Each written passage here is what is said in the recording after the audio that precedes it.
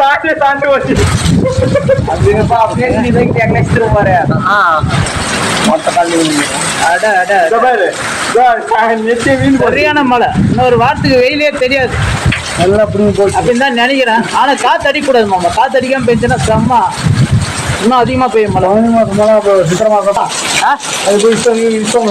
அது எங்க இஷ்டம் இருக்குப்பா. மழை விட்டாத்தான் செந்துற மாதிரியே பாதி தான் தெரியுது. பாருங்க எவ்வளவு மழை பெய்யுது. அட அட புயல் அப்படியே பனி மாதிரி இப்போ கிளம்புது பாருங்க.